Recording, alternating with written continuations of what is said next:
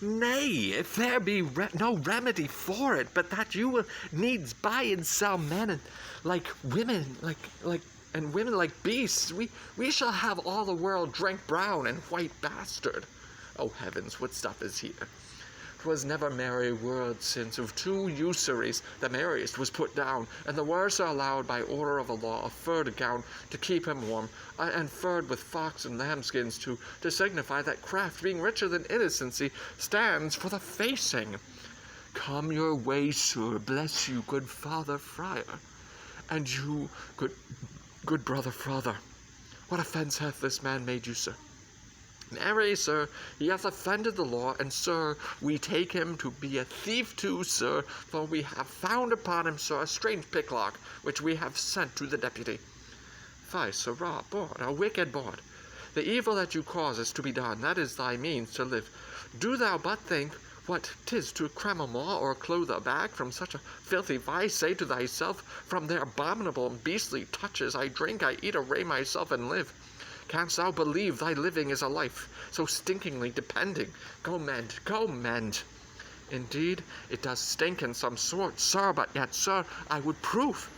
Nay, if the devil have given thee proofs for sin, thou wilt prove this. Take him to prison, officer. Correction and instruction must both work, ere this rude beast will profit. He must before the deputy, sir. He has given him warning. The deputy cannot abide a whoremaster if he be a whoremonger, and comes before him. He were as good to go a mile on his errand. That we were all, as some would seem to be, from our faults, as faults from seeming free. His neck will come to your waist a cord, sir. I spy comfort, I cry bail. Here's a gentleman and a friend of mine. Oh, now, noble Pompey, what, at the wheels of Caesar?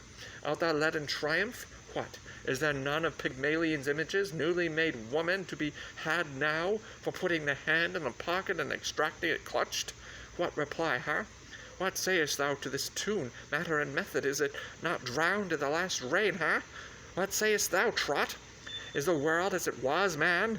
Which is the way? Is it sad, a few words, or how, the trick of it? Still thus, and thus, still worse. How doth my dear morsel thy mistress procure she still ha? Troth, sir, she hath eaten up all her beef, and she is herself in the tub. Why, 'tis good, it is the right of it, it must be so. Ever your fresh whore and your powdered bawd, and unshun consequence, it must be so. Art going to prison, Pompey? Yes, faith, sir. Why, 'tis not amiss, Pompey, farewell. Go say I sent thee thither for dead, Pompey, or how? For being bored, for being a bawd. Well, then imprison him. If imprisonment be the due of a bawd, why, 'tis his right. Bawd is he doubtless, and of antiquity too, bawd-born. Farewell, good Pompey. Commend me to the prison, Pompey. You will turn good husband now. Pompey, you will keep the house. I hope, sir, your good worship will be my bail. No, indeed will I not, Pompey. It is not the will. I will pray, Pompey, to increase your bondage, if you take it not patiently. While your metal is the more, adieu, trusty Pompey. Bless you, friar. Adieu. Does Bridget paint still, Pompey? Ah, come your way, sir. You will not bail me then, sir.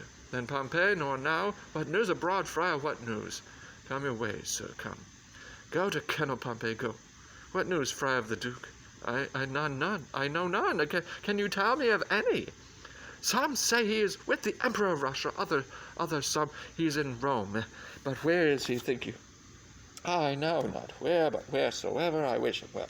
It was a mad, fantastical trick of him to steal from the state and usurp the beggary he was never born to. Lord Angelo dopes it well in his absence. He puts transgression to it. He does well in it. Little more lenity to leathery would do no harm in him. Something to crabbed that way, friar. It is too general a vice, and severity must cure it. Yes, in good sooth, a vice is of a great kindred. It is well allied, but it is impossible to extirpate quite, friar, till eating and drinking be put down. They say this Angelo was not made by man and woman after this downright way of creation. Is it true, think you? How should he be made, then? Some report a sea-maid spawned him, some that he was begot between two stockfishes, but it is certain that when he makes water, his urine is congealed ice. That I know to be true, and he is a motion generative, that's infallible. You are pleasant, sir, and speak apace. Why, what a ruthless thing is this in him for the rebellion of a codpiece to take away the life of a man? Would the Duke that is absent have done this? Ere he would have hanged a man for the getting a husband, 100 bastards, he would have paid for the nursing 1,000. He had some feeling of the sport, he knew the service, and that instructed him to mercy. I never heard the absent Duke much detected for women. He was not inclined that way. Oh, sir, you are deceived. 'Tis not possible. Who, not the Duke? Yes, your beggar of 50, and his use was to put a ducat in her clack dish. The Duke had crotchets in him. He would be drunk too. Let me inform you. You do him wrong, surely. Sir, I was an inward of his. A shy fellow was the Duke, and I believe I know the cause of his withdrawing. What, I prithee, might be the cause? No, pardon, 'tis a secret must be locked within the teeth and the lips, but this I can let you understand. The greater file of the subject held the Duke to be wise. Wise? Why, no question but he was. A very superficial, ignorant, unweighing fellow. Either this is envy and folly, or mistaking.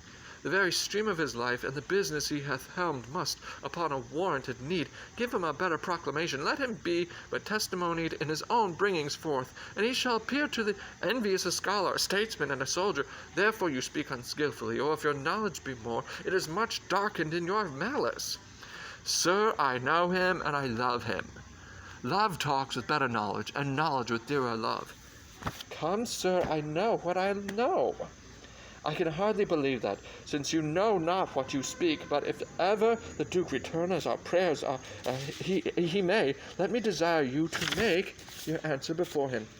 If it be honest, you have courage to maintain it. I am bound to call upon you, and I pray you your name. Sir, my name is Lucio, well known to the Duke. He shall know you better, sir, if I may live to report you. I fear you not. Oh, you hope the Duke will return no more, or you imagine me too unhurtful and opposite. But indeed, I can do you little harm. You'll forswear this again. I'll be hanged first. Thou art deceived in me, friar. But no more of this. Canst thou tell if Claudio die tomorrow or no? Why should he die, sir? Why, for filling a bottle with a tundish. I would the Duke we talk of returned again. This ungenitured agent will unpeople the province with continency. Sparrows must not build in this house eaves, because they are lecherous. The Duke yet would have dark deeds darkly answered. He would never bring them to light. Would he were returned. Marry, this Claudio is condemned for untrusting. Farewell, good friar, I prithee, pray for me. The Duke, I say to thee again, would eat mutton on Fridays. He's not past it yet. And I say to thee, he would mouth with a beggar, though she smelled down bread and garlic. Say that I said so. Farewell. No might nor greatness, immortality can sense escape. Back wounding calumny, the widest virtue strikes. What kind so strong can tie the gall up in the slanderous tongue? But who comes here? Go away with her to prison. Good, my lord, be good to me. Your honor is accounted a merciful man. Good, my lord. Double and treble admonition, and still forfeit in the same kind. This would make mercy swear and play the tyrant. A board of 11 years continuance, may it please your honor. My lord, this is one Lucio's information against me. Mistress Kate Capedown was with child by him in the Duke's time. He promised her marriage. His child is 1 year and a quarter old. Come, Philip and Jacob, I have kept it myself, and see how he goes about to abuse me. That fellow is a fellow of much license. Let him be called before us. Away with her to prison. Go to, no more words. Provost, my brother Angelo, will not be altered. Claudio must die tomorrow. Let him be furnished with the vines, and have all charitable preparation. If my brother wrought by my pity, it should not be so with him. So please you, this friar hath been with him, and advised him for the entertainment of death. Good even, good father. Bliss and goodness on you. Of whence are you? Oh. Not of this country, though my chance is now to use it for my time. I am a brother of gracious order, late come from the sea, in special business from his holiness. What news abroad of the world? None, but that there is so great a fever on goodness, that the disillusion of it must cure it. Novelty is only in request, and it is as dangerous to be aged in any kind of course as it is virtuous to be constant in any undertaking. There is scarce truth enough alive to make society secure, but security enough to make fellowships accursed. Much upon this riddle runs the wisdom of the world.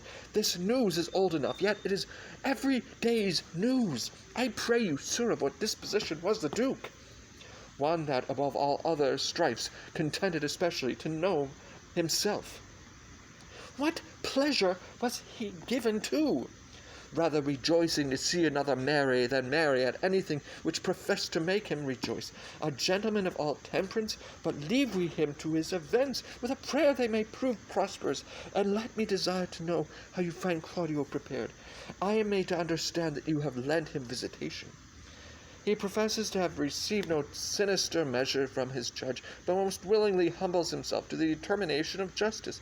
Yet had he framed to himself by the instruction of his frailty many deceiving promises of life, which I, by my good leisure, have discredited to him, and now is he resolved to die. You have paid the heavens your function, and the prisoner the very debt of your calling. I have labored for the poor gentleman to the extremest shore of my modesty. But my brother Justice have I found so severe that he hath forced me to tell him he is indeed Justice.